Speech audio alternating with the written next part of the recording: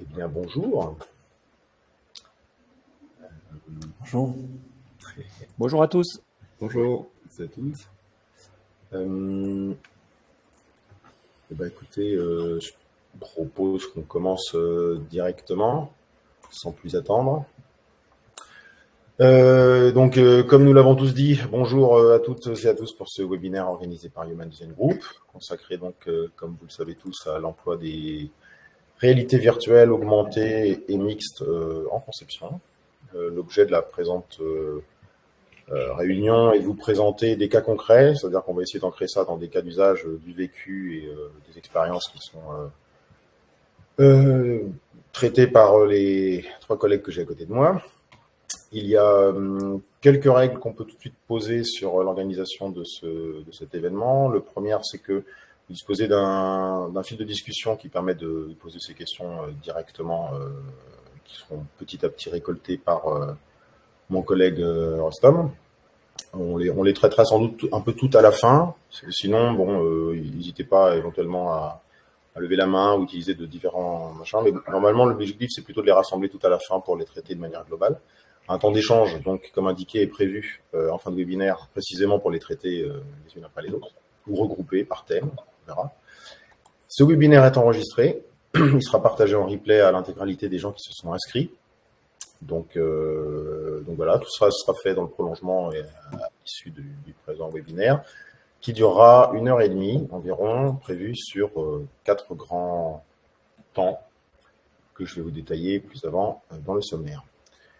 Alors je propose qu'on se présente rapidement. Moi, ça va être très très court. Je m'appelle Arnaud Merle, je suis directeur de la communication et du marketing chez Human Design Group. Mon rôle ici, c'est essentiellement d'introduire mes collègues qui sont, eux, les vrais référents sur les sujets qui vont nous occuper aujourd'hui et auxquels je propose de prendre la parole directement pour se présenter.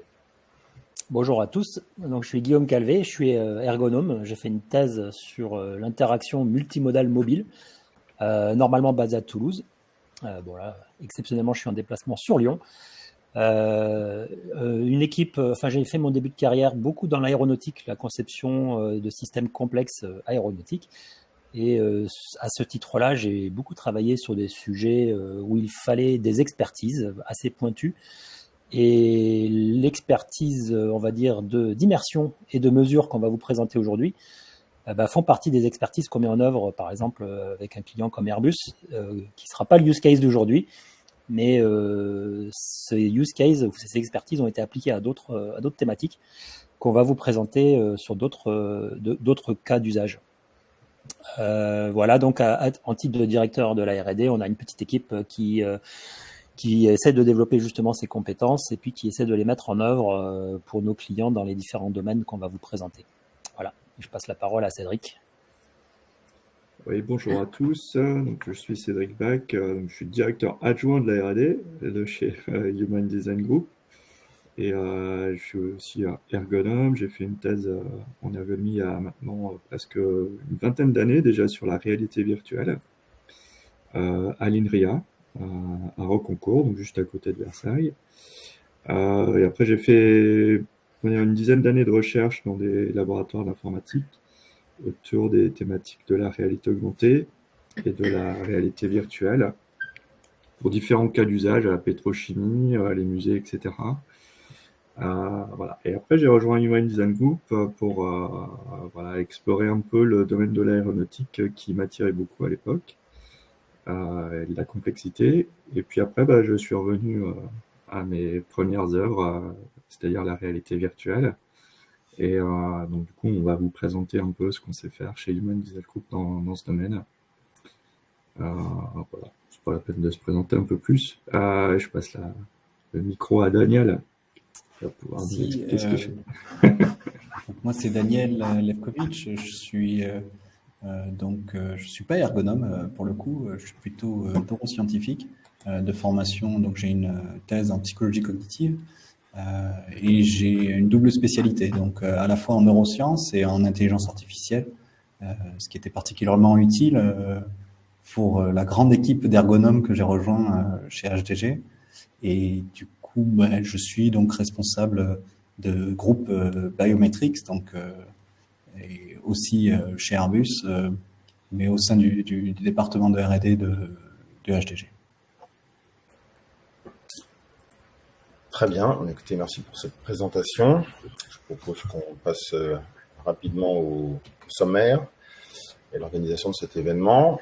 Je vais commencer, moi, rapidement pour entamer le sujet à présenter Human Design Group, ce qui va un peu nous occuper, mais alors de manière très, très survolée aujourd'hui, pour aller rapidement sur les cas d'usage qui vous ont été proposés durant ce webinaire, suivant deux grands aspects. Un plutôt orienté du côté de la conception, l'autre plus près de la prod, même si dans les deux cas, on est quand même sur des thématiques qui sont très orientées sur de la conception. Je laisserai mes collègues détailler tout ça plus avant. Dans le prolongement de ces cas d'usage, durant lesquels on aura l'occasion de beaucoup discuter d'outils, de plateformes, de méthodologies, d'expertises diverses et variées, on fera un focus sur la plateforme elle-même, qui associe une multitude d'éléments, de composants qui vous seront présentés par mes collègues, jusqu'à finir par les perspectives. Par perspective et roadmap, on entend ici un peu comment on projette le futur proche de nos développements sur les domaines qu'on vous aura présentés un peu plus avant. Voilà, et on finira donc par un temps d'échange dans lequel nous serons très heureux tous de répondre à toutes vos questions. Alors, Human Design Group. Human Design Group, c'est une entreprise qui a fêté ses 5 ans cette année.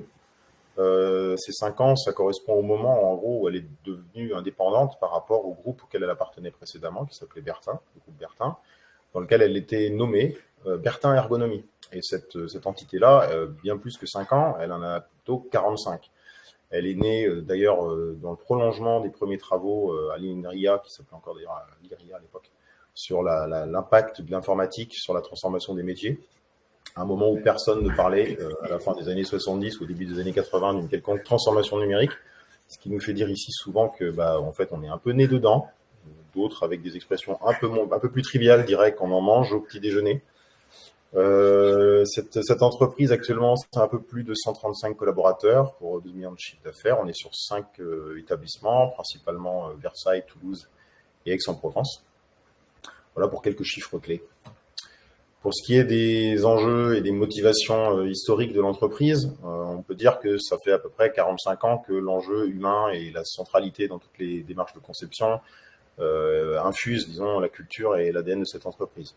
On a eu l'occasion déjà de travailler depuis tant d'années sur les transformations du contrôle aérien, sur des transformations dans le domaine de la mobilité, sur des enjeux liés à l'énergie et autres, à travers différents produits, différents services, différents espaces, différentes organisations, différents systèmes, souvent complexes, quelquefois même un peu à risque, pour des secteurs assez variés, mais qui sont tous assez exigeants par rapport à ces enjeux-là. On va citer donc l'aéronautique, le spatial, dans son prolongement immédiat, la mobilité, l'énergie, sécurité et défense, et également la santé. Donc que des gens qui ont besoin d'avoir des systèmes un peu fiables, qui ont besoin aussi d'une adhésion forte des personnels aux usages, on va dire, et qui savent, on va dire, intégrer cette centralité de l'humain dans leur démarche de conception. C'est pourquoi on est, pour le sujet qui nous occupe ici, beaucoup situé sur la phase qui sera la phase un peu de recherche, ce qu'on appelle de recherche utilisateur, de connaissances fines de différents types de populations, quelquefois des populations relativement ouvertes, quelquefois des populations extrêmement segmentées, des pilotes, des choses, des gens très très déterminés. Par contre, à chaque fois, ils ont tous en commun d'être les principaux inspirateurs de la valeur, pour les raisons que j'exposais un petit peu plus haut. C'est que c'est quand même eux qui vont avoir à utiliser et à employer les produits, services et autres que j'ai détaillés juste avant. Alors aujourd'hui, on est plus sur les sujets recherche et développement. Pour le situer rapidement, il y a des enjeux du côté de la donnée qui va servir en conception pour ces usages réalité augmentée, réalité virtuelle, réalité mixte. On parlera plus tard de capter, traiter, transformer. Ça signifie qu'il faut certains outils pour la capter, cette donnée. Il faut certains autres outils aussi pour en tirer une intelligence fine. Et ensuite, il faut savoir quel impact cette donnée traitée doit avoir sur un projet et comment, de manière itérative, on fait avancer les choses. Et comment aussi on les accélère, parce que ça fait partie un peu des enjeux aussi du côté des projets, accélérer la conception, soit des choses très très amont pour valider des concepts opérationnels, soit des choses un petit peu plus fines pour des enjeux qui sont plus spécifiques, et puis enfin en production. Tout tout ça, évidemment, sera un peu détaillé, largement détaillé, pardon, par mes collègues, auxquels je vais laisser la parole pour introduire ces contextes et ces cas pratiques. Merci Arnaud. Alors, on voulait commencer par vous parler de cas d'usage concrets, en fait, pour vraiment aller dans le dur directement. Et ensuite, selon l'agenda, vous parlez aussi de comment on a capitalisé en fait tout ce travail qu'on a fait sur ces cas concrets dans une plateforme. Et ça, c'est ce qu'on verra après. Et on va donc commencer plutôt par la définition des réalités virtuelles, réalité augmentée et réalité mixte que vous devez connaître. Mais Cédric va quand même faire une petite phrase pour vous définir un petit peu ce sujet, puisque c'est quand même un sujet vaste et qui a de multiples définitions. Oui, alors, on va dire, généralement, les définitions que vous connaissez sont des définitions qui sont orientées sur les technologies. Donc, comme chez Human Design Group, on s'intéresse surtout à l'utilisateur. Nous, on essaie d'avoir une approche centrée utilisateur de ce que c'est que la réalité virtuelle, réalité augmentée et réalité mixte. Et en fait, ce sont des environnements interactifs qui réagissent en temps réel au comportement de l'humain. Et on peut les appeler aussi, c'est globalement en fait, reconnu, que ce sont des technologies qui sont immersives. Donc en fait, ces technologies, ce sont des systèmes qui nous permettent, des systèmes interactifs, qui nous permettent d'interagir avec des environnements virtuels, donc des environnements qui sont digitaux, digitalisés en 3D. Et pour pouvoir y parvenir à explorer ces environnements virtuels, on peut utiliser différents types de technologies. Donc souvent, en fait, je compare les technologies immersives avec l'exploration sous-marine, qui utilise beaucoup de différentes technologies d'immersion. On peut, je ne sais pas si vous voyez mon pointeur, si vous ne voyez pas, je suis en train de montrer les deux images qui sont à gauche sur les slides. On peut tout à fait explorer des environnements virtuels avec des tablettes, en restant en surface de la 3D, sans être immergé. Généralement, c'est ce qu'on fait aussi quand on fait de la CAO, de la conception assistée par ordinateur, en utilisant CATIA ou d'autres systèmes comme ça. On va donc explorer des mondes en 3D, mais en restant en surface, c'est-à-dire en les explorant à travers juste un hublot, quoi. Et quand on commence à utiliser des casques, alors c'est pas les seules technologies immersives, on peut aussi utiliser des caves ou des systèmes de réalité augmentée. Là, on va vraiment s'immerger dans la 3D. Et quand on a une approche centrée utilisateur, en fait, c'est pas négligeable cette immersion parce qu'elle va nous permettre en fait de casser différents biais cognitifs comme les problèmes de passage à l'échelle ou de spatialisation qui vont être déterminants en fait dans l'accélération des phases de conception par exemple, dont on va parler par ailleurs, quoi. Donc c'est important d'avoir cette approche centrée utilisateur parce que on essaie de s'abstraire, de s'écarter un peu des définitions technologiques et on cherche plutôt à utiliser la technologie pour explorer des environnements virtuels, des environnements 3D pour atteindre des effets recherchés suivant ce qu'on veut faire, soit la conception ou du test. Donc, parmi ces différents points, il y a la tangibilisation. Je te repasse le micro, Guillaume, parce que tu adores parler de tangibilisation. Oui, tout à fait. Un des sujets, on vous disait qu'on travaille beaucoup sur des sujets de design de produits complexes et à risque, donc souvent, on va dire, multi-sites, multi-écrans, multi-utilisateurs, à risque. Donc en fait, on commence à avoir quelques éléments dans ce système socio-technique qui en plus sont reliés. Et quand on tire d'un côté, ça bouge de l'autre. Et on vient de donner une petite définition de la complexité. Et designer un système complexe, c'est tout un art. Et par ailleurs, c'est très très difficile de représenter un système complexe, surtout quand il s'agit de faire de l'innovation et de la prospective. Donc, comme l'a dit Arnaud, faire de la recherche utilisateur en amont, très en amont, à partir de quoi, sur quelle base on va se baser, un pléonasme. Et donc, évidemment, ces technologies de simulation et en particulier immersive sont un très bon candidat pour tangibiliser. Alors en ergonomie, on appelle ça aussi des artefacts de médiation, de la tangibilisation.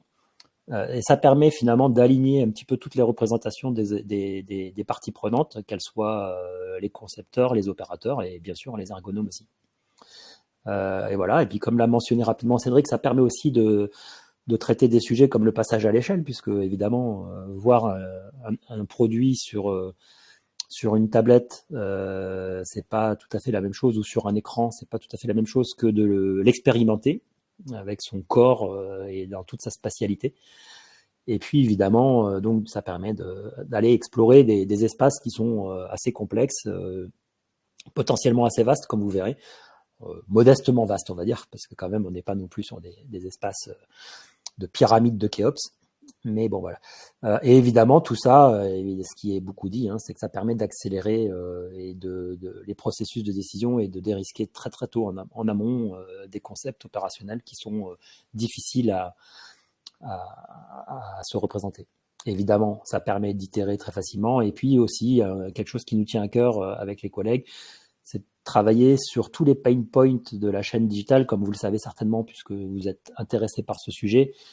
On sait bien qu'il y a des allers-retours entre les différents outils digitaux et que notre métier d'ergonome se digitalise aussi. Et donc, on travaille vraiment sur cet aspect-là. Je pense qu'on le redira tout à l'heure quand on présentera notre plateforme. Voilà, next, Mister Arnaud, s'il te plaît. Donc, on va attaquer les cas pratiques. On pensait vous parler, alors en conception, ce qu'a appelé Arnaud, ce que Arnaud a appelé la conception, on va dire que ce sont plutôt deux illustrations sur lesquelles on est intervenu vraiment très en amont. Sur le premier cas, le cas du man-machine teaming, vous allez le voir, il s'agissait d'explorer des concepts d'incarnation d'assistants virtuels dans un chasseur nouvelle génération. Donc là, vous voyez, on est vraiment sur quelque chose de très exploratoire, alors que dans le deuxième point qui s'appelle Icarex, on est sur un thème où on a un peu plus de paramètres fixés. Mais ceci dit, alors s'il s'agit d'une salle de supervision de centrale nucléaire, Small Modular Reactor, Cédric en reparlera, on avait quand même beaucoup plus de paramètres figés. La feuille était un peu moins blanche et il y avait déjà du griffonnage. Mais quand même, on a encore beaucoup de latitude, puisqu'on est très en amont d'avoir figé le concept de salle. Donc on a encore beaucoup de latitude et c'est une opportunité pour nous d'aller explorer quand même des choses au niveau conception. Vous verrez tout à l'heure qu'on parlera aussi plutôt d'aspect production, où là on est sur quelque chose qui est presque figé. Et voilà, donc le fil conducteur des slides qu'on vous présentera, ce sera de vous parler des challenges que représente chaque sujet, des solutions qu'on a mises en œuvre, et puis finalement quelques résultats tangibles qui sont issus des projets. Et donc je te passe la parole, Cédric. Et les slides, ouais. Donc, je vais vous parler du premier cas d'étude sur lequel on est intervenu. Alors moi je suis intervenu directement, vous allez me voir sur les photos. Donc c'était un cas en fait d'étude qui nous a été proposé par Dassault dans le cadre du projet, l'appel à projet Man-Machine Teaming, sur un projet qui s'appelait Aviator pour être précis.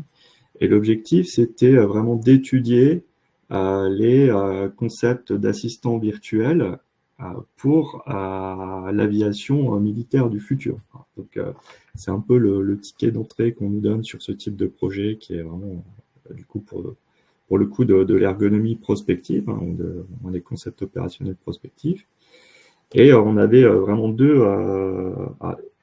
évidemment on a fait un état de l'art de c'est quoi un assistant virtuel.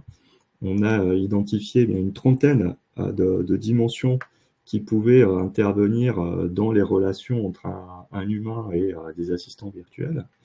Et on en a retenu deux, parce qu'il fallait bien faire un choix, qui était le niveau d'incarnation de l'assistant virtuel et les styles de communication qu'on pouvait avoir avec lui dans le cadre, donc le contexte est vraiment l'aviation militaire. Et donc, il a fallu qu'on définisse aussi tout un tas d'indicateurs de performance sur la qualité de la coopération. Alors, quand on prend un sujet comme ça, c'est extrêmement difficile de l'explorer parce que, premièrement, on ne sait pas c'est quoi l'aviation militaire du futur. Et en plus, on ne sait pas à quoi va ressembler l'assistant virtuel. Donc là, on a mis quelques illustrations d'exploration de ces concepts opérationnels qu'on retrouve dans le cinéma, hein, qui font ni plus ni moins que des prototypes vidéo, hein, quelque part.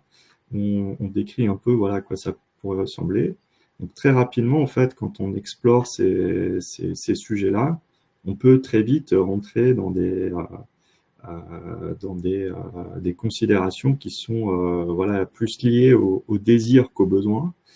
Le fait d'utiliser de la réalité virtuelle, c'est justement de ramener les gens, et notamment les utilisateurs potentiels de ce type d'outils, dans quelque chose de beaucoup plus concret, hein, quelque part.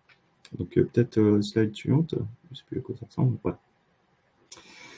Donc l'idée, c'est de tangibiliser, hein, donc utiliser la réalité virtuelle pour tangibiliser. Alors, ça peut paraître paradoxal, mais en fait, quand on utilise la réalité virtuelle, surtout quand c'est bien fait et que ça a un sens opérationnel, on va permettre aux gens de développer ce qu'on appelle le sentiment de présence. Donc les gens qui vont revêtir le casque de réalité virtuelle vont très facilement se projeter, enfin en tout cas beaucoup plus facilement se projeter dans les situations futures probables, auxquels ils pourront être confrontés. Et à ce moment-là, ils peuvent faire appel à leur propre expertise et se projeter dans la situation afin de mieux définir la façon dont ils pourraient interagir avec, là en l'occurrence, un assistant virtuel. Donc le fait d'utiliser un assistant virtuel dans des situations opérationnelles militaires, c'est évidemment quelque chose qui est très très complexe, hein, savoir quand est-ce qu'il doit intervenir, est-ce qu'il doit s'incarner ou pas et quand, et comment je dois lui parler et comment il doit me parler. Voilà, ce sont des éléments qui sont très difficiles à conceptualiser. Donc l'idée en fait d'utiliser la réalité virtuelle, c'est de pouvoir itérer très rapidement avec de la conception centrée utilisateur. Il y a un problème sur les slides, on ne voit pas la dernière boulette. D'aider à définir des concepts opérationnels. Donc sur ce projet, concrètement, en fait, on a fait intervenir des pilotes d'essai. Donc bien évidemment, il a fallu mettre en place l'environnement virtuel de test. Donc on l'a préparé avec des ingénieurs opérationnels de Dassault.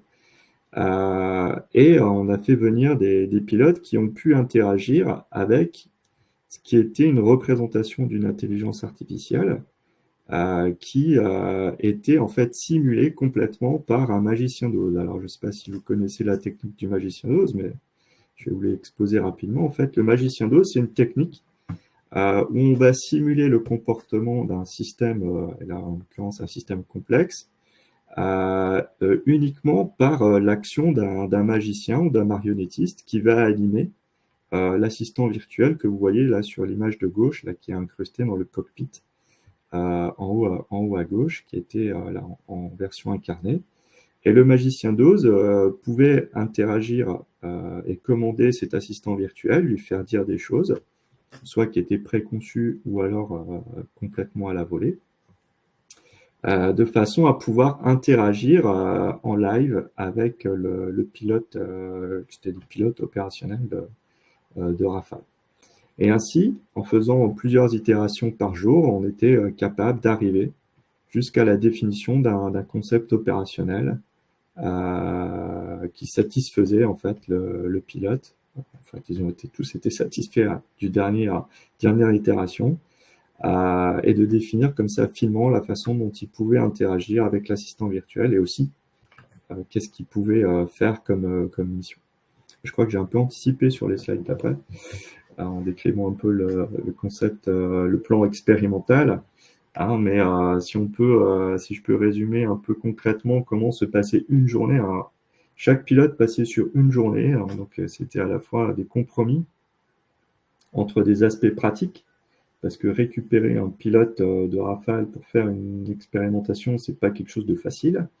Donc de ce point de vue-là, Dassault nous a pas mal aidé à faire du recrutement. Donc une fois qu'on l'a sous la main, cet expert, eh ben, on va essayer d'en tirer profit au maximum. Mais il faut aussi faire attention, on en parlera un peu plus loin dans le webinaire, au problème du cybermalaise. Hein, parce que là, quand on immerge des personnes en réalité virtuelle, ils peuvent être exposés à des troubles qui s'appellent le cybermalaise. Et comme là, on avait affaire à des pilotes qui pilotent des avions, et notamment des Rafales, ça va très vite, il était hors de question de les mettre en danger par rapport à ça. Donc du coup, on les a réservés pour une journée, et comme ça, c'est évité qu'ils prennent le risque de repartir en vol et d'avoir des soucis en vol, parce que c'est des choses qui peuvent arriver à cause du cybermalaise. Donc du coup, voilà, on explorait les choses le matin et l'après-midi. Donc ça a permis vraiment d'accélérer les choses, notamment par rapport à la définition des concepts opérationnels. Et on arrivait en une journée à définir très précisément la façon dont on pourrait interagir avec cet assistant virtuel. Donc en plus, on a réussi à faire ça avec très peu de développement en utilisant la technique du magicien d'Oz. Parce que s'il avait fallu attendre d'avoir l'IA qui anime le personnage virtuel, bah, ça aurait pris des années. En fait, on n'a même pas été sûr de pouvoir y arriver. Donc là, avec la technique du magicien d'Oz, en plus, on a pu explorer des zones qui n'étaient pas forcément prévues dans les plans initiaux. Donc, à la sortie de ça, ça nous a permis d'établir, on va dire, quasiment des spécifications pour designer le concept opérationnel, donc à la fois de l'assistant virtuel, mais aussi de l'ensemble des composantes du système qui pouvaient animer cet assistant virtuel. Donc ça, c'était vraiment des choses qui étaient intéressantes. Et des pilotes nous ont dit, voilà, en une journée, on a réussi à faire ce qu'on aurait peut-être réussi à faire seulement au bout de 10 ans avec des techniques traditionnelles. Ça, c'était des retours qui étaient vraiment intéressants. Quand on vous dit que ça accélère, c'est que ça accélère beaucoup. Donc peut-être l'autre use case. Toujours pareil, hein, en termes d'accélération en conception, on intervient sur un projet qui s'appelle Icarex, hein, qui est financé par la BPI, avec EDF, où l'objectif c'est de travailler avec EDF et d'autres partenaires hein, qui vont développer par exemple les simulateurs de contrôle des réacteurs nucléaires. Et l'objectif là, c'est de mettre au point des salles de contrôle pour pouvoir contrôler les small reactors, ces small modular reactors, qui sont les futures centrales nucléaires qui ont été annoncées par le président de la République il y a quelques mois maintenant. Donc bien évidemment, ces réacteurs n'existent pas encore, ils existent en théorie. Et généralement, quand on veut designer des salles de contrôle de centrales nucléaires, on peut avoir deux approches. Hein. Soit on a une approche, on va dire, classique, on va faire une maquette en bois avec l'ensemble des IHM, etc., pour pouvoir faire le zooming, là où savoir où on va afficher les informations pour manipuler et contrôler le réacteur, gérer les incidents, etc., ou on peut aussi avoir une approche digitale, généralement on a les deux, avec de la modélisation type CRO. Donc ces deux approches fonctionnent, on arrive à faire des salles de contrôle comme ça, mais généralement ça prend beaucoup de temps. Hein, par exemple, sur les salles EPR2, les premières maquettes ont été conçues dans les fins des années 90 et elles ne sont toujours pas rentrées en opération. Et on continue à faire des tests dessus. Donc, ça prend quand même du temps. Et l'inconvénient de ces approches, notamment en tangible, c'est que généralement, on n'explore qu'un concept. Alors que quand on est dans le monde digital, on peut explorer plusieurs concepts en parallèle. C'est un peu ce qu'on a fait avec le projet Icarex. Donc là, on voit quelques cas concrets. En fait, dans ce projet, on a récupéré les maquettes 3D qui étaient sur la slide d'avant, et notamment différents concepts de salles de contrôle SMR, et on les a virtualisés avec notre plateforme pour pouvoir faire des tests. Donc ça, c'est des tests qui sont faits chez HDG avec des ergonomes d'EDF. Donc là, on voit un opérateur hein, qui est équipé d'un backpack avec un casque de réalité virtuelle qui lui permet en fait d'explorer des concepts de salles et de se projeter concrètement dans ces salles. Donc, ça permet d'itérer vraiment en temps réel avec les ergonomes pour pouvoir faire voilà, des modifications légères pendant ces situations de test. Alors, généralement, quand on travaille sur des salles de contrôle, on a tout le temps déjà plusieurs parties prenantes, hein, les ergonomes, les opérateurs de conduite et puis aussi les personnes qui s'occupent des systèmes et des automatismes.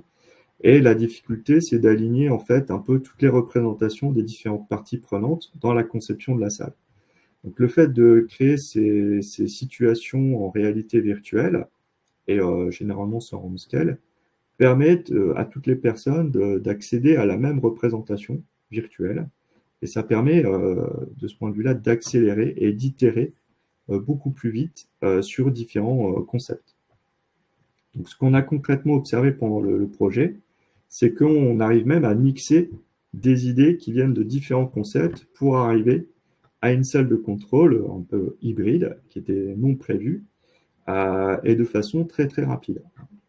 Donc quand on fait ces salles-là, généralement on passe par 3 phases, hein, l'esquisse, l'avant-projet simplifié et puis l'avant-projet détaillé. Donc à chaque fois qu'on fait une de ces étapes, en fait, on va virtualiser et créer une scène de test utilisateur avec des opérateurs de conduite pour vérifier la maturité de la salle au fur et à mesure.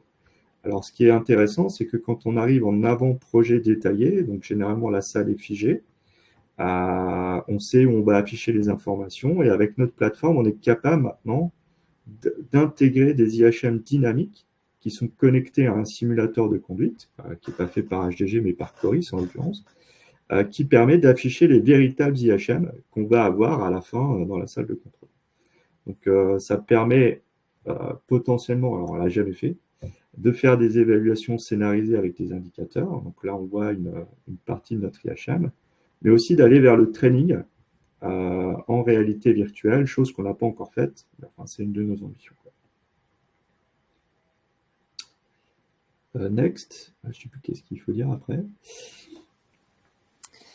Ah, c'est à toi, Voilà. c'est à toi Guillaume. Toi, tu as parlé de technique là, dans le vélodrome. Exactement. Là, c'est ce que tu viens de dire, Cédric. Hein, c'est vrai que vous avez montré 2 projets. Donc, comme on disait tout à l'heure, on était très en amont dans la partie conception avec de l'avant-projet, de l'APS et puis, enfin même de l'esquisse. C'est vraiment des choses qui sont très très ouvertes encore, à un niveau de maturité très faible.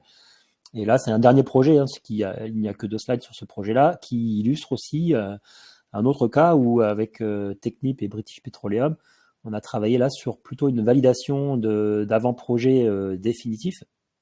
Donc là, on n'a plus tellement de marge de manœuvre. On a intérêt à valider parce que si on propose des recommandations de changement, potentiellement, il va falloir changer le système derrière, recabler ou remettre des tuyaux différemment parce que potentiellement, les choses qu'on demande ne seront pas compatibles avec le système actuel, donc ou l'architecture du design. Donc voilà, c'est d'où l'idée d'ailleurs, hein, de dérisquer le plus tôt possible parce qu'évidemment, on veut être plutôt dans un entonnoir de conception. Car, comme vous le savez, les modifications en amont coûtent peu cher et les modifications en aval, à l'inverse, c'est des ratios x 10, 100, 1000, voire beaucoup plus, 10 000, voire plus. Hein. Donc, comme on dit en ergonomie, il vaut mieux un bon coup de gomme qu'un bon coup de masse. C'est plus économique. Et là, dans cet exemple-là, vous voyez, on a été jusqu'à louer c'est le vélodrome de Vélizy, je crois. J'y étais, mais je me rappelle jamais du nom du vélodrome. Et donc, on a fait un room scale, hein, une échelle 1 de 300 mètres carrés où on a pu mettre les opérateurs. Les 3 personnes qu'on voit à gauche sont des opérateurs de Technip, enfin de British Petroleum, qui sont venus tester la salle que faisait Technip pour eux. Et en quelques secondes, on les voit les mains dans les poches, très à l'aise. Et ça, la photo a été prise, je pense, au bout de 20 secondes d'immersion. À tel point que la question de la technologie, comme le disait Cédric tout à l'heure, n'était même pas une question. En fait, ils ont revêtu le casque et puis ça y est, ils étaient déjà au travail, quoi. Ils étaient en train de juger la salle, de valider, d'aller explorer la circulation, les volumes, l'aménagement, et déjà de se projeter dans un usage futur. et finalement de valider, ou enfin, il y a quand même eu des recommandations de modification, mais qui quand même étaient mineures, puisque en amont, il y avait déjà eu une phase centrée utilisateur sur la conception. Juste une seconde, Arnaud, si tu peux revenir 2 secondes. Voilà. Comme l'a dit tout à l'heure Cédric, l'immersion et le sentiment de présence, c'est très lié évidemment au visuel, parfois à l'audio quand c'est pertinent dans la scène. Et ici, la partie aussi tangible, physique de la scène était assez importante pour valider des choses sur des aspects physiques, par exemple, de la salle. Donc, on a aussi procédé à du mapping. Hein. Ce que vous pouvez voir en bas à droite, à côté des opérateurs, c'est un pupitre qui est à l'échelle 1 et qui est mappé avec le virtuel. On avait d'autres éléments comme des chaises ou des éléments d'interaction qui étaient mappés et qui permettaient à l'opérateur de se sentir aussi physiquement présent dans la salle et de tester aussi des choses liées à l'ergonomie physique. Voilà, la dernière slide, c'est simplement une synthèse de ce que je viens de dire, avec une belle vue du vélodrome, avec des cyclistes qui tournaient autour d'ailleurs. Vous voyez là, par exemple, la chaise était tangibilisée, le pupitre, on ne le voit pas, mais il était aussi là. Et là, les opérateurs sont en train de réaliser une opération, ils collaborent en fait, hein, ils se voient les uns les autres. Et ça a permis donc de faire quelques recommandations et aussi de proposer à notre client une économie, parce que là, l'échelle 1 en maquette tangible, elle était à peu près chiffrée à plus d'1 million d'euros. Donc en digital, évidemment, en numérique, on a quand même vraiment pu réduire les coûts et surtout pu faire des itérations très rapidement. Voilà. Alors voilà, on vous a présenté quelques cas concrets dans différents domaines. Comme je vous disais en introduction, tout le travail qu'on a fait avec nos partenaires, ça a été finalement de capitaliser sur toutes ces expériences qu'on a mises en œuvre dans différents projets pour ne pas jeter à chaque fois finalement tout ce qu'on développait, puisqu'au final on s'aperçoit qu'il y a quand même beaucoup de points communs entre les demandes clients et les fonctionnalités qui sont demandées.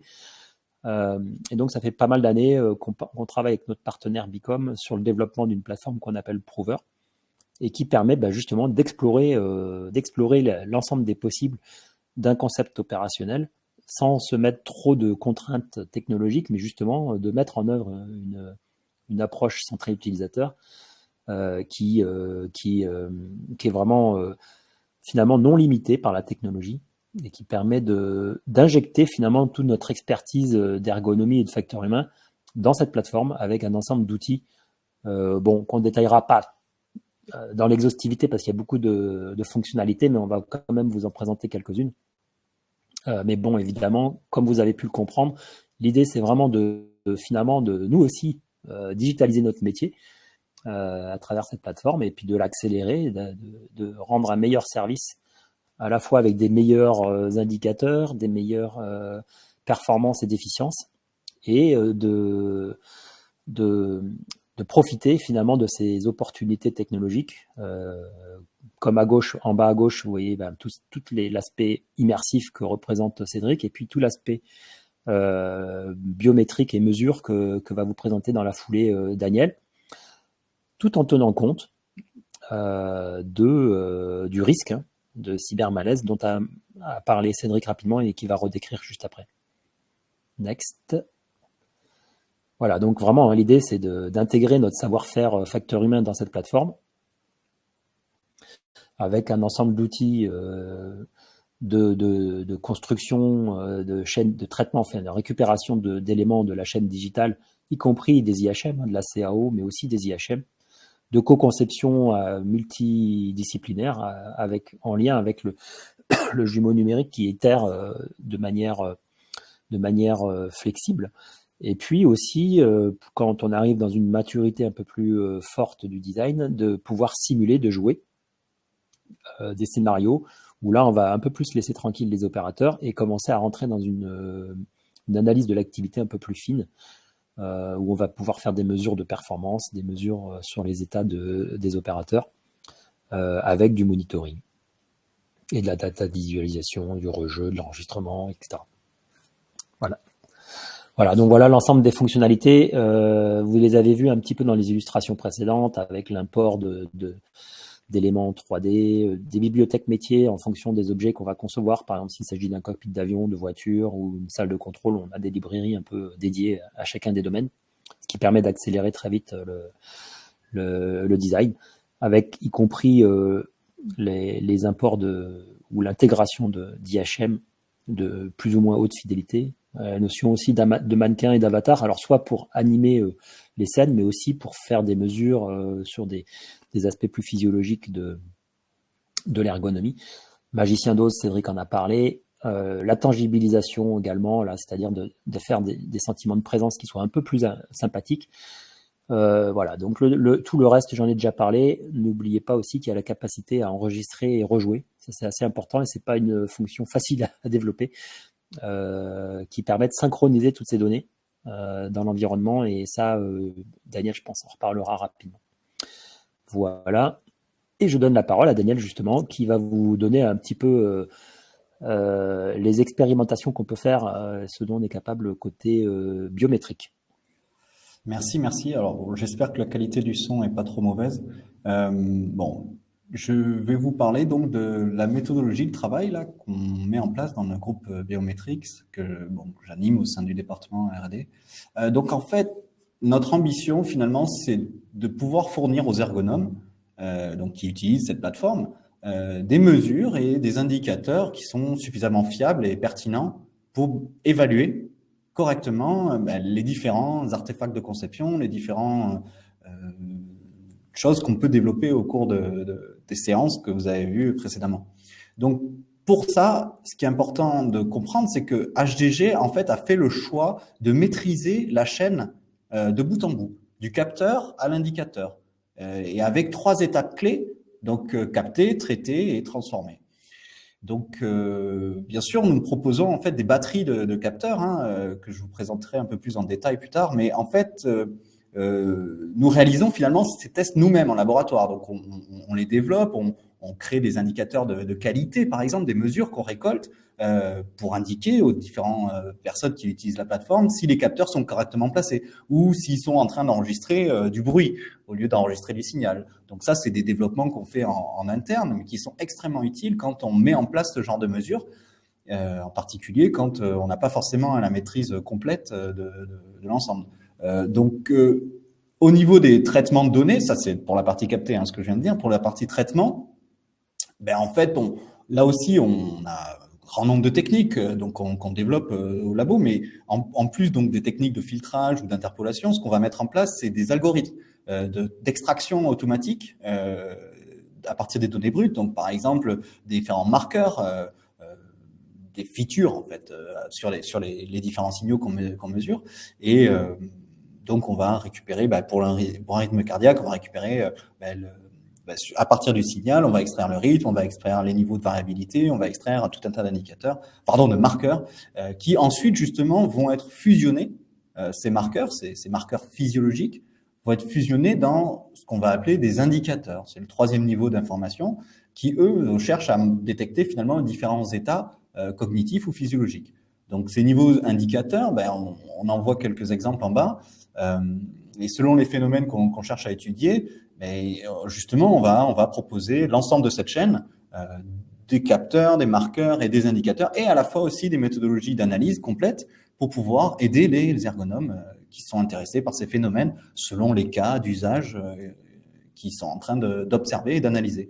Et donc, tout ça, c'est pour obtenir une objectivation finalement des évaluations qu'on met en place et d'aider et d'accélérer finalement les cycles que je vous présenterai un petit peu ensuite. Donc, aujourd'hui, je voudrais vous parler en particulier d'un phénomène c'est la charge cognitive. Merci à Arnaud. Tu passais la slide suivante. Merci beaucoup. Finalement, la question qui nous animait, c'était comment faire pour améliorer ses capacités d'évaluation.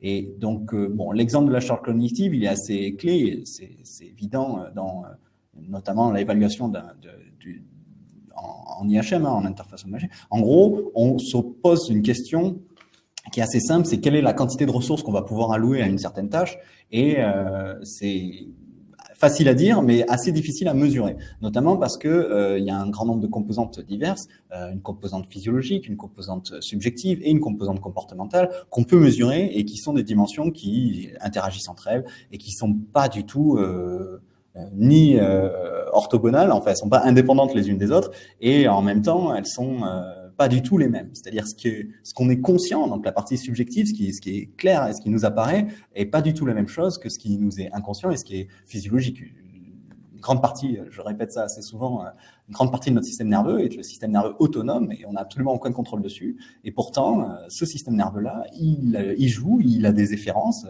il est en contrôle de tous nos organes internes, mais aussi il a des afférences, des remontées qui vont avoir des conséquences sur nos cognitions et sur nos comportements. Donc, considérer que ce qu'on n'a pas vu n'existe pas, ben, c'est quand même faire une grande partie c'est des choix qui sont un peu... Quand on cherche à évaluer cette charge cognitive, quoi, clairement, en gros, on a besoin de l'ensemble de ces composantes pour bien comprendre l'ensemble du phénomène.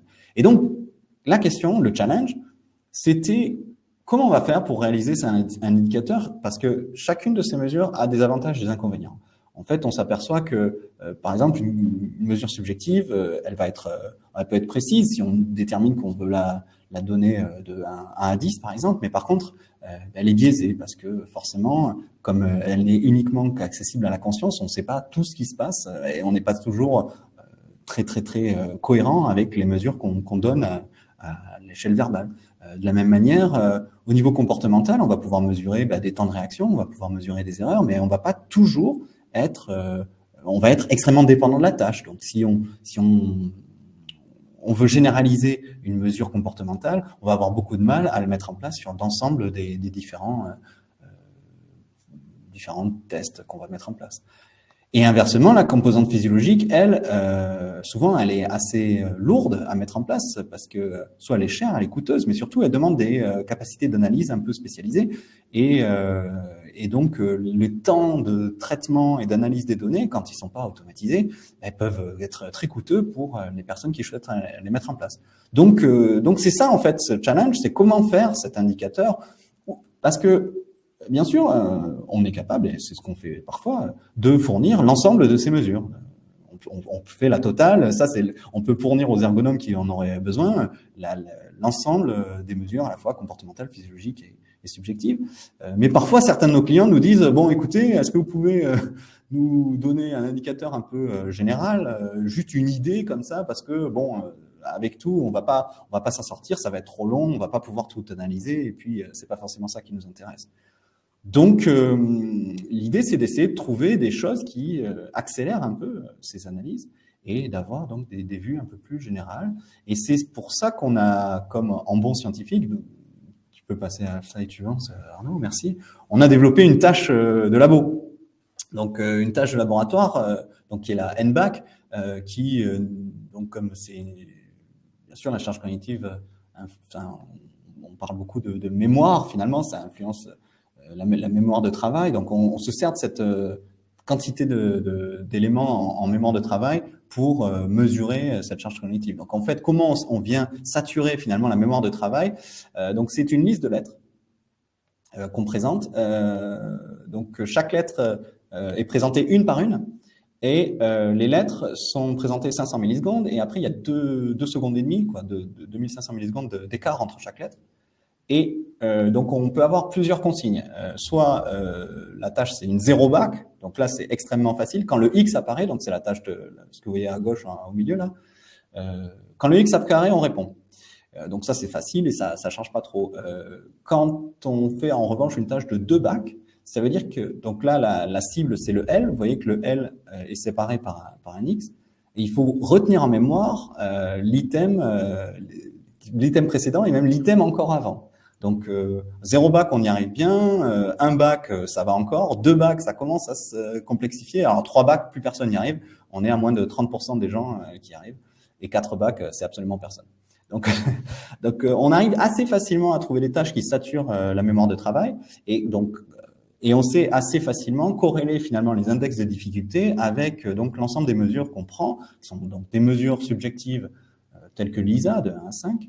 Donc là, on demande aux gens à combien vous vous situez entre 1 et 5. Des mesures de performance, donc ce sont les temps de réaction, hein, de réponse, et puis le nombre d'erreurs.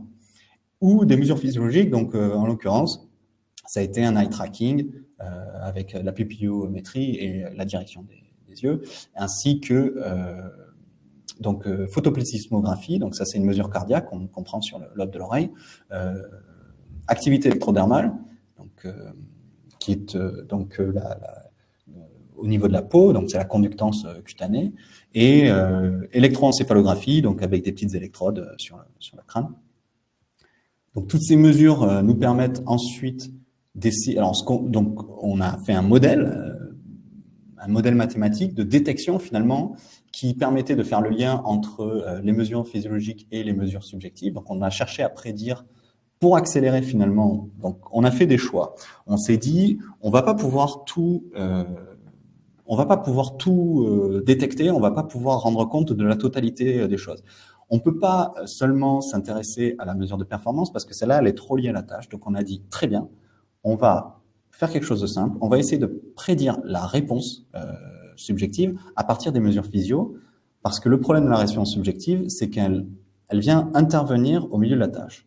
Si on peut s'affranchir de ce problème, si on peut, à partir des valeurs physiologiques, prédire un peu ce que les gens vont ressentir et quel niveau de performance ils vont avoir, qui est lui-même corrélé avec le niveau subjectif qu'ils ressentent, alors déjà, on peut quand même pas mal accélérer les choses. Et jusqu'à présent, on avait beaucoup de mal à généraliser l'activité physiologique sur plusieurs personnes. Pour faire simple, la manière dont je vais répondre et la manière dont mon corps va répondre à cette saturation de ma mémoire de travail est pas du tout la même que celle de Guillaume ou celle de Cédric ou celle d'Arnaud. Donc, comment faire pour avoir un algorithme qui, quand bien même on est tous différents et on réagit tous différents, avoir quand même une idée, un petit quelque chose de ce qui se passe. Et on a réussi en faisant un choix drastique, en disant on veut quelque chose qui marche, on veut pas quelque chose qui prédise tout, on veut juste quelque chose qui marche. Ce qu'on a fait, on le voit en bas de la slide, c'est donc un algorithme qui reprend l'architecture des transformers. Alors, les transformers, ils sont très à la mode en ce moment parce que c'est GPT, Generative Pre-trained Transformer. Donc, on a repris l'architecture transformer et on a ajouté donc à CNN, un Convolutional Neural Network, et on a utilisé cette idée du phénomène de l'attention du transformer. Bon, ça, on pourra en parler plus tard si ça vous intéresse. Mais surtout, ce qu'on a fait, le choix principal, ça a été de changer le problème entre une mesure absolue de la mémoire, de la charge mentale, en mesure relative, puisqu'on a, au lieu de détecter les niveaux de 1 à 5, on a décidé de détecter soit des niveaux qui augmentent, qui diminuent, ou qui restent stables. Donc, c'est ce fameux increasing, stable, decreasing, là, en bas à gauche du modèle. Donc, ça, c'est ce qu'on cherchait à prédire. Et en faisant ce choix-là, et en utilisant l'architecture qui allait bien et les bons calculs, eh bien, on a réussi, vous voyez ce qui est en rouge au milieu, à dépasser, en fait, les différentes architectures précédentes et à gagner en niveau de performance et atteignant quasiment 90% de bonnes détections correctes pour des généralisations, c'est-à-dire pour des données qu'ils n'avaient jamais vues sur des personnes qui n'avaient jamais été enregistrées. C'est-à-dire que le modèle apprend sur certaines personnes et on obtient quand même 90% de détection correcte chez des nouvelles personnes qu'il n'a jamais vues. Donc ça a été un énorme step et on a publié, je crois, cet été là, ce modèle. Et c'est pour vous présenter un peu comment on fait, merci Arnaud, pour passer finalement d'une manip de laboratoire ensuite à quelque chose qui pourrait marcher. Évidemment, cet indicateur ne donne qu'un aperçu. C'est bon voilà, ça monte ou ça descend ou ça reste stable. Mais si on l'accumule au cours du temps, on comprend assez facilement que une charge mentale qui monte et qui s'arrête en haut, on va pouvoir tirer d'une information pertinente et pouvoir dire après aux ergonomes, mais attention là, ok, ils bossent, mais c'est quelque chose que je vous ai pas dit précédemment, mais parfois on peut se retrouver avec des gens qui ont des performances identiques, mais pour un coût physiologique extrêmement élevé. Et donc on va pouvoir quantifier ça, à quel moment c'est apparu et pourquoi c'est apparu. Est-ce qu'il y a eu quelque chose qui s'est passé dans la scène, etc., etc. Bon, donc beaucoup de capteurs, ECG, cardiaque, PPG aussi, ça c'est cardiaque, activité électrodermale, donc je pourrais détailler ce que c'est, mais là on n'a pas le temps, activité électromyographique, Ça, c'est pour mesurer des efforts, par exemple, pour mesurer la contraction musculaire. Dans la VR, alors, je l'ai mis VR, mais c'est pour expliquer qu'en fait, on recueille toutes les datas du monde virtuel. C'est-à-dire toutes les interactions qui sont faites, tous les mouvements de la tête, les mouvements des mains, les actions, les mouvements des objets, tout ça, ça peut être recueilli et c'est logué, on sait ce qui s'est passé. Et c'est ce que je vous disais, on peut corréler l'activité physiologique avec les résultats, enfin les interactions. Ensuite, on a un EEG, donc ça c'est pour l'activité oculographique. EEG, donc encéphalographique, les accéléromètres, les luxmètres, des capteurs de force aussi, ou des capteurs respiratoires, et bien sûr un eye tracking qui peut être intégré au casque de réalité virtuelle. Donc tout ça, c'est bien sûr des batteries, des catalogues de possibles pour en tirer des informations pertinentes. Voilà. Et donc au service de cette accélération, l'accélération de cycle de conception-évaluation. Alors ça, c'est le fameux cycle en V. Donc, vous comprenez bien que si la virtualisation des dispositifs et des prototypes permet d'accélérer la partie conceptuelle, donc de la conception générale à une conception un peu plus détaillée, on va beaucoup plus vite pour faire des modifications parce que c'est virtuel et parce qu'il suffit de le changer dans l'environnement virtuel. Eh bien, d'avoir des algorithmes d'analyse automatique des mesures physiologiques ou du comportement. Par exemple, ça peut être aussi des algorithmes automatiques d'interaction, de combien d'actions on a fait, de combien de pas on a fait, de combien de mouvements de tête, de combien de temps passé sur chaque étape. Là, on fait ça beaucoup, par exemple, au niveau eye tracker, sur combien de temps on a passé en fonction des aires d'intérêt. Eh bien, d'accélérer ces évaluations, mais au final, ça accélère les cycles. C'est-à-dire, si on arrive à accélérer ce cycle 3 et d'en faire plusieurs, comme on disait, si on peut faire des cycles entiers sur une journée, alors on peut en faire même plusieurs dans une semaine. Enfin, là, ce qui se passait en plusieurs mois, aujourd'hui, ça peut se passer en quelques semaines. Et évidemment, si on accélère le cycle 3, alors on peut potentiellement accélérer le cycle 4, c'est-à-dire avoir des tests d'intégration qui sont à la fois soit plus fiables, parce qu'on a fait plus de tests au niveau 3, ou de revenir en arrière, parce que ça arrive parfois, de se dire on s'est trompé, il faut revenir un peu en arrière, repartir en conception générale, encore plus vite que ce qu'aurait été fait si on n'avait pas accéléré tout ça. Et donc, en dernier exemple, je crois que voilà, il y a une slide pour présenter un peu là-dessus, donc comment on voit, par exemple, vous voyez qu'en haut à gauche, on a l'avatar qui regarde quelque part, vous voyez la position du regard qui est présentée en même temps que... Donc, on a une vue, si vous voulez, il y a la vue interne des personnes qui sont en train de faire les expériences, et puis aussi, on a une vue globale qui permet de regarder un peu ce que chaque opérateur fait, et on a aussi donc ce chronogramme d'activité au niveau oculaire qui peut être extrêmement utile pour regarder donc les temps qui sont passés et ce fameux état cognitif qui, même s'il est encore un peu partiel, il donne déjà pas mal d'informations pour nos participants. Voilà, bon, c'est bref, mais il fallait que ce soit présenté rapidement, donc j'ai essayé de vous en dire beaucoup en peu de mots. Voilà. Je te laisse la parole maintenant, Cédric, pour décrire ce fameux phénomène de cybermalaise dont on va avoir du mal à passer à côté quand on fait de la réalité virtuelle. Ouais, j'arrivais pas à rebrancher mon micro. Alors, le cybermalaise, oui, effectivement, comme tu dis, Daniel, dès qu'on utilise la réalité virtuelle, en fait, on est confronté à un phénomène qui est un phénomène connu, mais souvent négligé, on va dire, surtout par les acteurs de la réalité virtuelle, qui s'appelle le cybermalaise. C'est la traduction de cybersickness en anglais. Pour tout dire, c'est la traduction québécoise de cybersickness qui est traduite en cybermalaise. Je trouve ça assez élégant. Donc c'est un phénomène en fait qui vient principalement d'une cause, mais qui a de multiples ancrages, qui est une décorrélation sensorielle. Donc vous savez, quand vous êtes en réalité virtuelle, en fait, vous allez avoir principalement, on va dire, deux modalités sensorielles qui vont être activées, qui sont, enfin ça dépend des technologies immersives bien sûr, mais qui sont la vue et l'audition. hein. Mais dès qu'en fait, on va, par exemple, faire des mouvements en réalité virtuelle, on va avoir une dissociation sensorielle entre ce qui est perçu en termes de mouvement par les yeux, notamment avec la vision périphérique, et ce qui va ne pas être perçu comme mouvement, puisque le corps ne bouge pas, lui, hein, c'est juste le mouvement est simulé, on va dire, par la sphère visuelle, et donc l'oreille interne, elle, ne va pas percevoir de mouvement. Donc là, on a une dissociation sensorielle sur la perception du mouvement qui va créer un état de malaise. Donc ça, c'est l'exemple le plus connu, hein, dès qu'on a du mouvement en réalité virtuelle, type voilà, l'élément le plus facile pour générer du cybermalaise, c'est de faire un grand 8 en réalité virtuelle, où là, on est sûr que tout le monde va être malade. Mais il y a d'autres origines à ces incohérences sensorielles qui sont par exemple voilà, des phénomènes au niveau de la vue entre l'accommodation, l'avergence, etc. Il y a plusieurs origines à différents types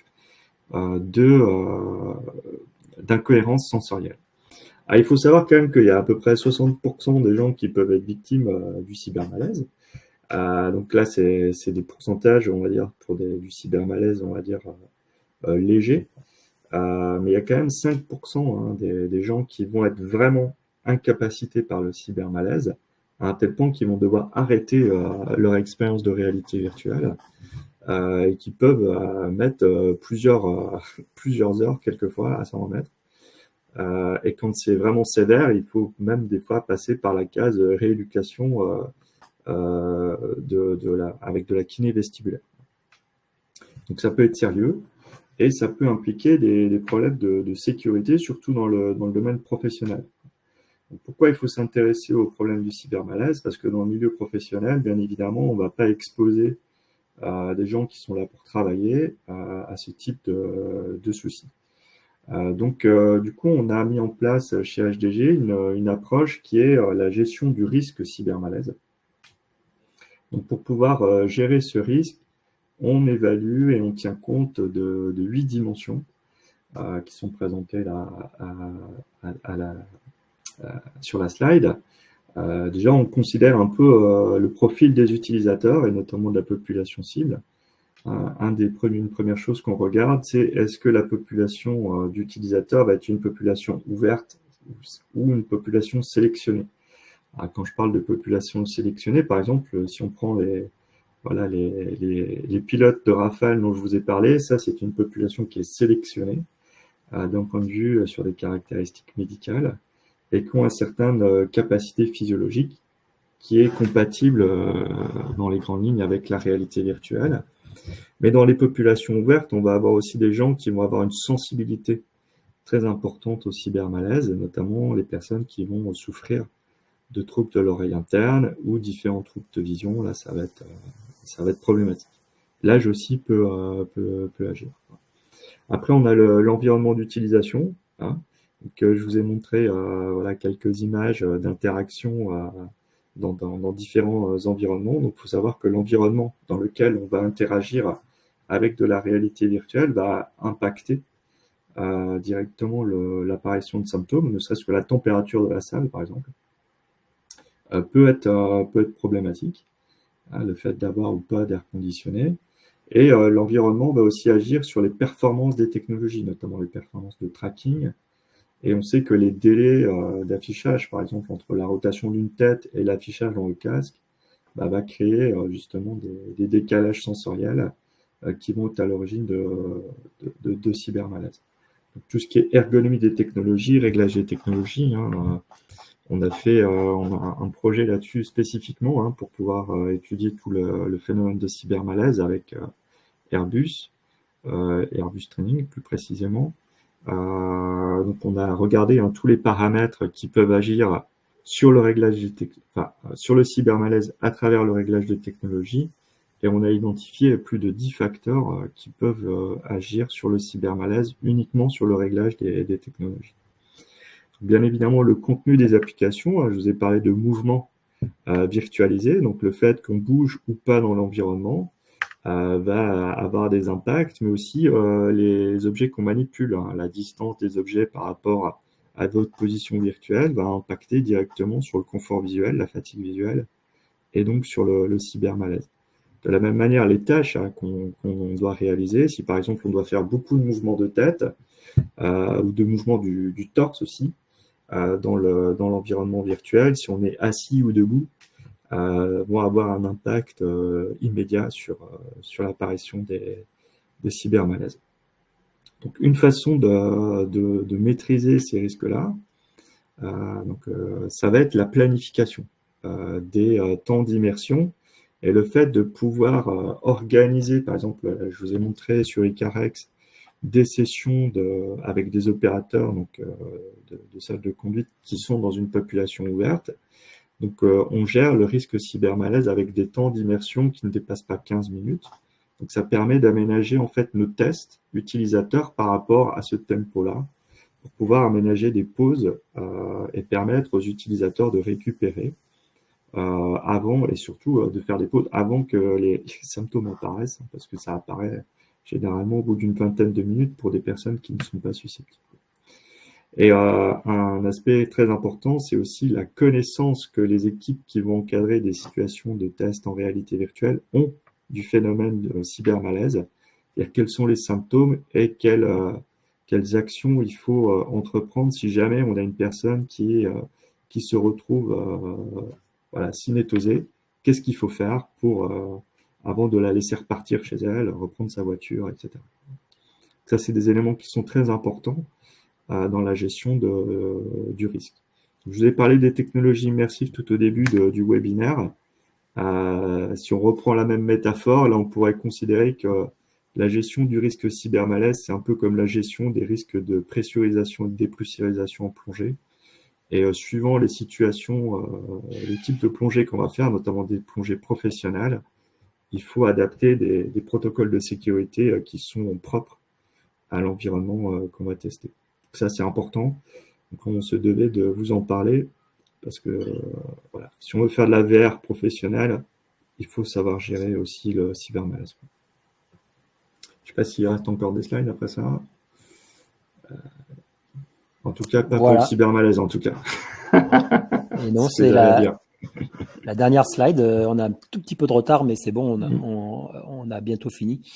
On voulait juste merci à tous pour cette description. Vous avez vu qu'il y a un panel de sujets assez vaste, aussi bien sur les domaines que sur les assets, on va dire, capitalisés dans les plateformes. Et puis, on voulait juste terminer sur quelques pistes qu'a un petit peu spoilé tout à l'heure Cédric, sur lesquelles on travaille. Oui, parce qu'en fait, il a parlé par exemple d'Icarex et d'intégration avec le jumeau numérique. En effet, on travaille sur ce sujet-là. Aujourd'hui, on intègre des IHM qui sont, on va dire, simples, des flux HTML en fait, qui permettent d'avoir des IHM très rapidement dans l'environnement. Mais bon, qui restent des jumeaux numériques de jumeaux numériques, donc avec une fidélité assez basse.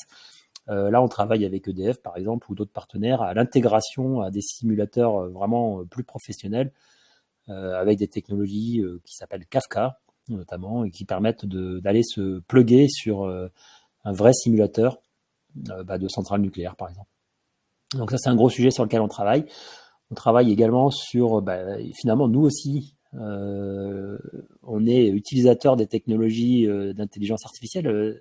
Daniel a parlé du machine learning ou de GPT pour faire des algorithmes, mais aussi il y a d'autres pistes qui pourraient être exploitées côté, par exemple, recommandation de design, ce qu'on appelle aussi des solveurs de contraintes. Si on met des connaissances d'ergonomie dans un système qui nous fait des recommandations, par exemple, d'aménagement de salles, on a un projet qui va s'intéresser à ce sujet-là. Par exemple, vous avez tant d'opérateurs, tant de mètres carrés, et finalement, vous avez 2 ou 3 concepts de salles, lequel serait le plus pertinent? Ou une IHM, comment je répartis mes boutons sur une IHM, ou le layout physique en fonction des contraintes physiques d'un opérateur. Voilà, il y a plein de choses qu'on pourrait faire sur la numérisation de l'ergonomie. Il y a aussi le sujet de la modélisation des activités, des tâches. Des sujets qui sont assez intéressants. Alors, les ingénieurs, ils font du Model Based System Engineering, du MBSE.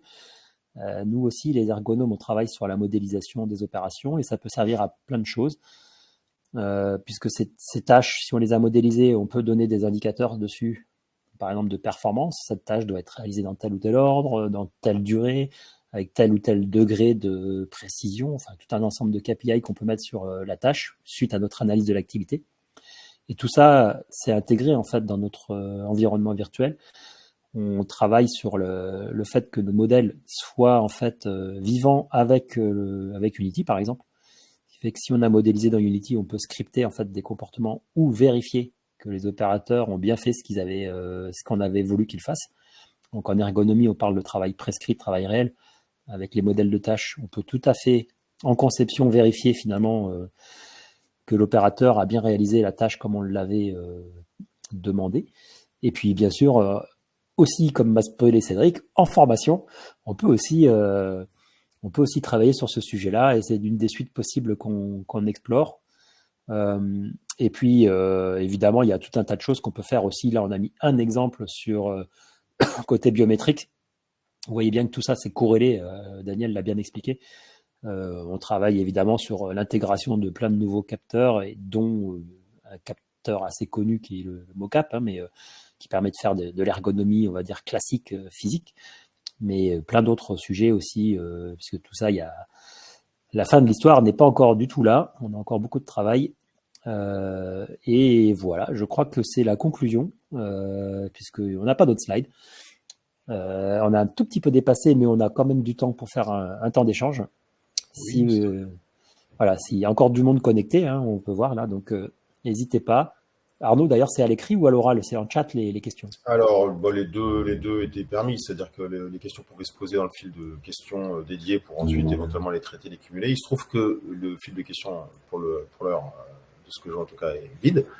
Ce qui veut dire que tout le monde a été très très attentif, que tout a été très très très clair et certainement que on a vu ce que vous avez dû raconter avec délice, mais peut-être que maintenant il est temps effectivement que tout le monde puisse éventuellement ouvrir son micro si l'envie lui vient de poser une question. Et mauvaise question. Hein. Pardon? Il n'y a pas de mauvaise question. Non.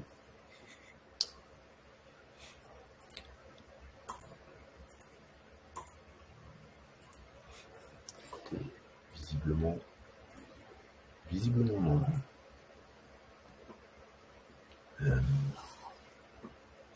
Même comme il y a beaucoup d'étudiants, vous avez aussi le droit de poser des questions. Hein. C'est pas interdit aux étudiants.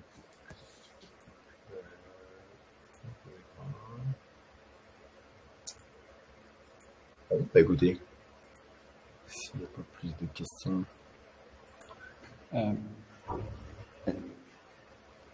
Peut-être que nous, on peut faire un rapide sondage, peut-être, ou je sais pas, si on... Pardon. C'est-à-dire Je sais pas. Se poser des questions à nous-mêmes? Je sais pas, vu qu'il y a... Moi, je suis toujours intéressé par les statistiques, donc sur la quantité de personnes qui ont été là... si on peut peut-être leur demander. Mais en fait, je ne sais pas s'ils peuvent ouvrir leur micro ou s'ils peuvent parler directement.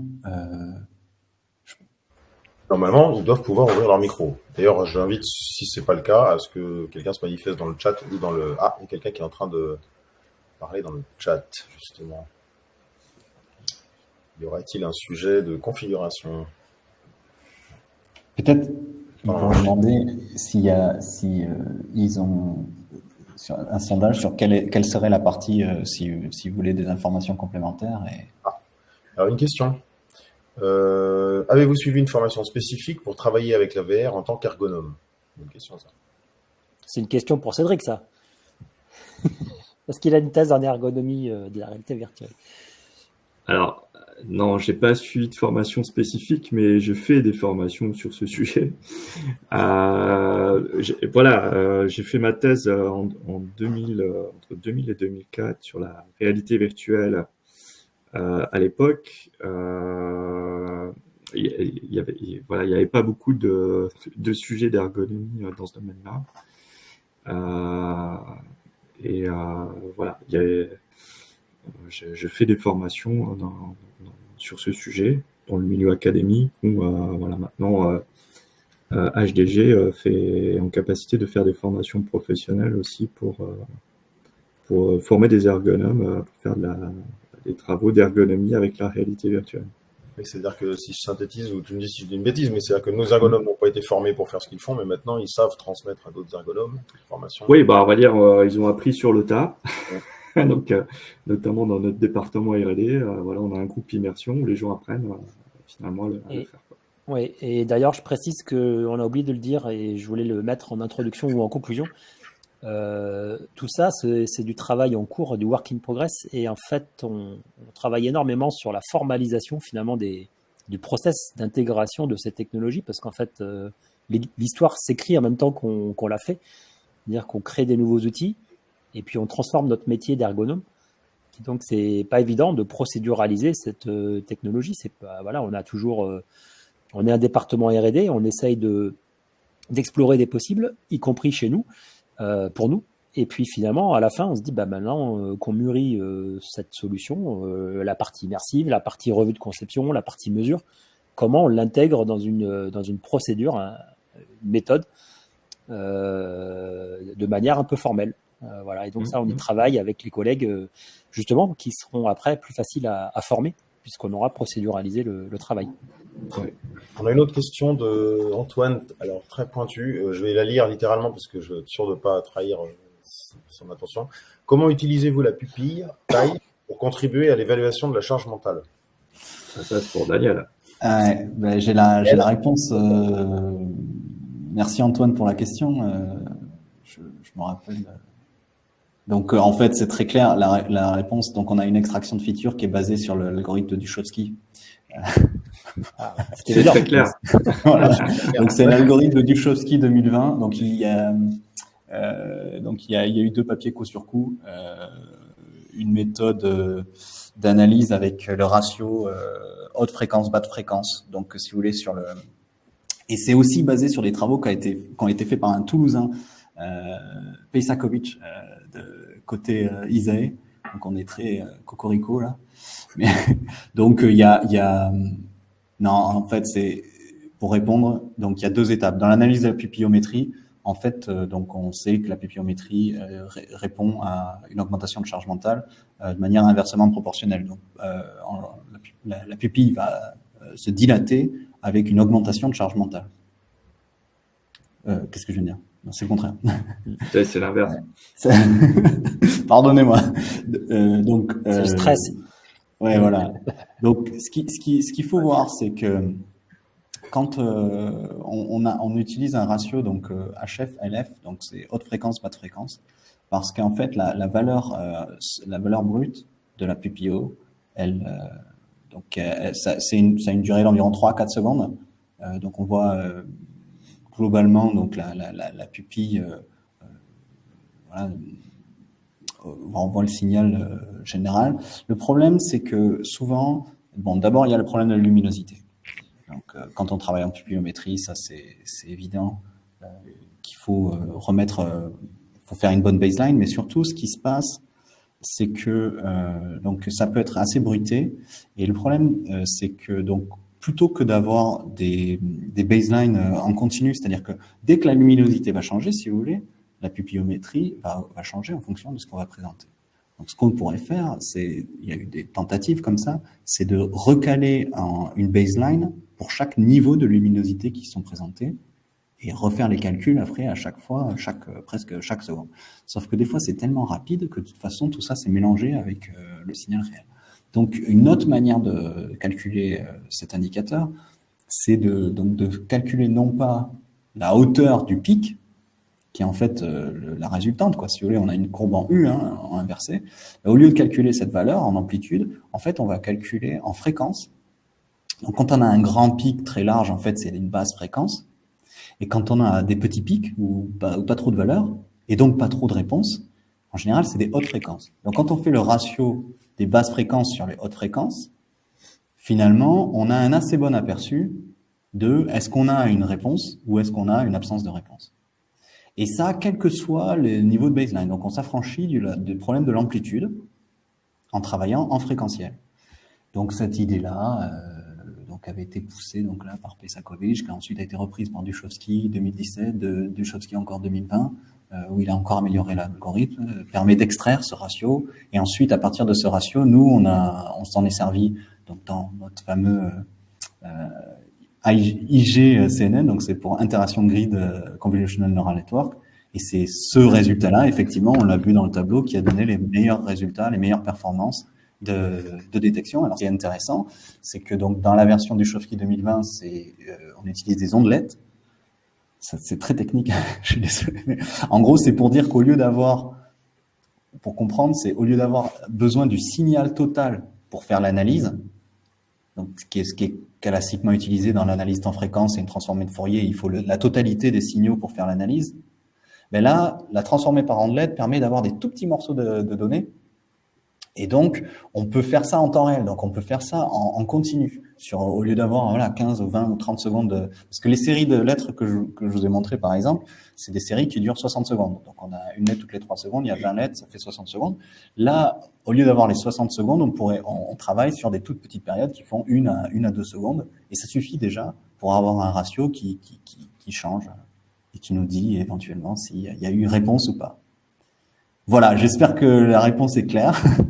Je sais qu'Antoine, ça lui parle, ce que je lui dis. Donc, après, si vous voulez d'autres infos, bien sûr, il y a des papiers et tout.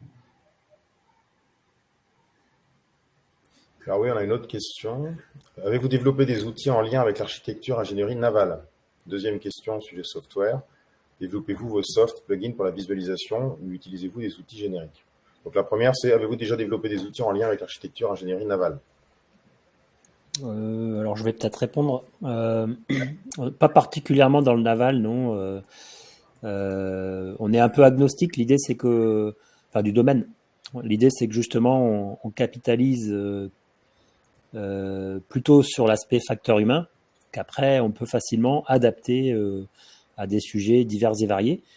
On a des discussions, bien sûr, mais je pense que si c'est quelqu'un de Naval Group qui pose la question, peut-être, qui est en relation avec Bicom, il se peut que la question soit un petit peu dans cet esprit-là. En effet, on collabore pour répondre à la deuxième qui fait le lien avec la première. Le sujet, enfin l'histoire, historique de la plateforme, on l'a co-développé avec l'Institut de recherche technologique Bicom. Et une des suites possibles qu'on regarde, c'est notamment un partenariat avec Naval Group, plutôt orienté sur le training. Alors, sans laisser de côté la partie ingénierie, bureau d'études, on va dire, mais aussi en continuant, en profitant de ces fonctions, puisqu'en fait, on s'est aperçu qu'elles avaient énormément de points communs, ces fonctions, pour être transposées côté technique, côté training. Côté naval, en fait, on a travaillé sans la plateforme, mais on pourrait très bien faire de l'aménagement de passerelles, du training d'opérateurs. Là, le sujet, par exemple, de maintenancier côté réacteur embarqué. Voilà, c'est des choses qu'on regarde et qui sont tout à fait envisageables, je veux dire.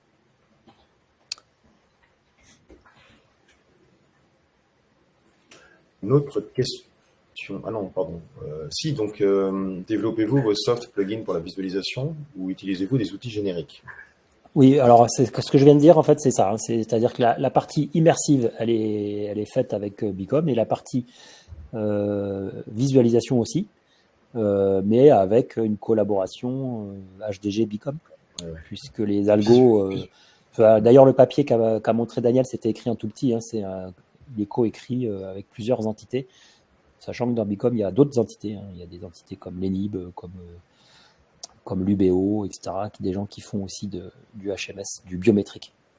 Et puis peut-être la dernière question, ce serait bien pour clore, je pense, en plus du sujet, c'est y a-t-il des ressources ou des communautés en ligne que vous recommanderiez pour ceux qui veulent en savoir plus sur les réalités mixtes en conception? Chez qui on va pour aller plus loin?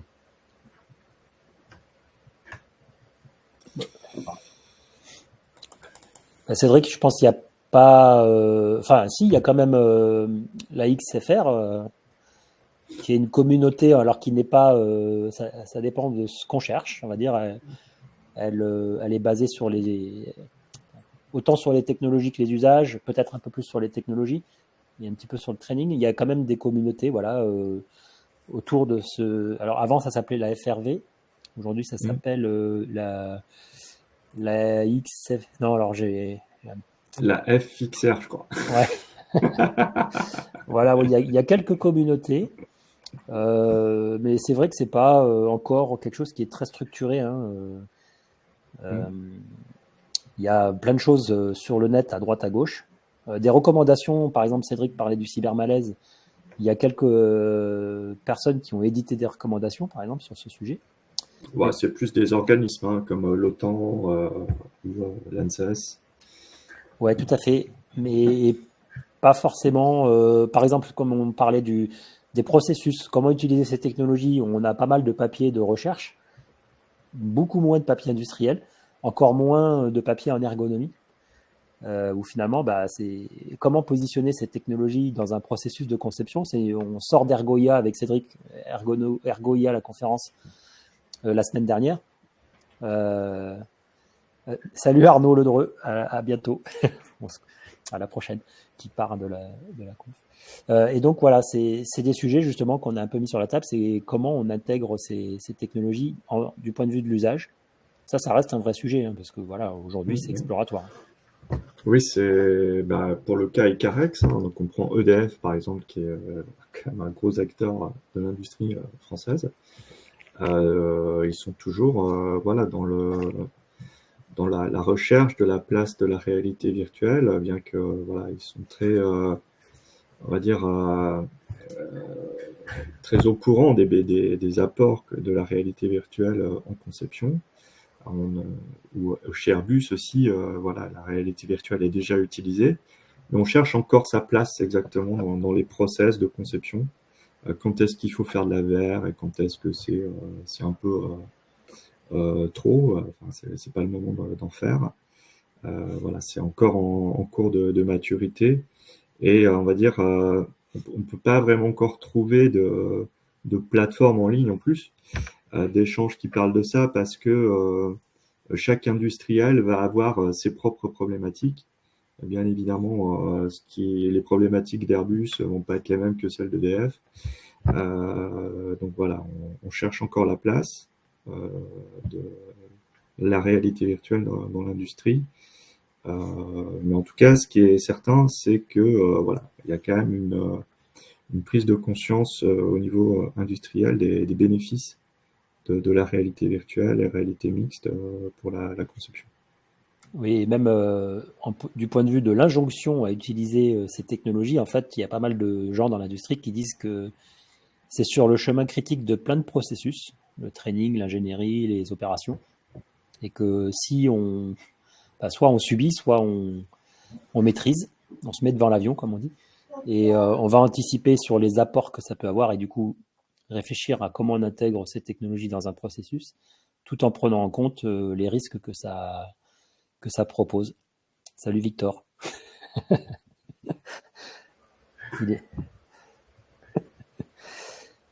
Écoutez, les 28. S'il y a encore quelques questions, j'invite les derniers curieux à bien vouloir la poser rapidement, parce que je pense qu'on a atteint le format prévu. Bon, écoutez, tout va bien. Et s'il y avait une dernière question sur les ressources en ligne? Non, là, on a répondu. On a essayé d'y répondre en tout cas. Quand on a vu, Daniel, que tu as eu un problème de connexion, là, il y a eu un moment de flottement, c'est normal. On a un petit guide cybermalaise en ligne quand même. Il est toujours en ligne, notre guide cybermalaise. Il est toujours en ligne. Il y a un embryon. Je ne sais pas comment on pourrait le partager avec la communauté. Enfin, le lien, peut-être. Alors, de toute façon, à l'issue de ce webinaire, il y aura un mail qui sera envoyé à tous les inscrits qui leur proposera de profiter du replay. Et je pense que dans la foulée, un mail sera proposé pour récupérer le support. Et je pense qu'on pourra tout à fait lui joindre le petit guide sur le cybermalaise. Ce sera la bonne occasion. Voilà, écoutez, si tout le monde est d'accord. Ah, une question peut-être. Ou un commentaire. Sur le fil du rasoir. Ah non, merci. Merci beaucoup. Ah. Ouais. Écoute, merci à vous, en tout cas. Merci à vous. D'être assez nombreux quand même pour ce webinaire. Hein. C'est un joli succès en termes d'audience et puis des questions pertinentes. J'espère que tout ça vous a plu. Et puis, évidemment, restez connectés avec Human Design Group. Si vous ne nous suivez pas sur le LinkedIn, ça peut valoir le coup de le suivre, y compris celui du Prover d'ailleurs. On se chargera de communiquer de toute façon sur ce webinaire prochainement. Voilà. All the line. Parfait. Merci à tous. Merci beaucoup Merci et beaucoup. bonne fin de journée. Bonne soirée maintenant. Au revoir. Au revoir. Au revoir.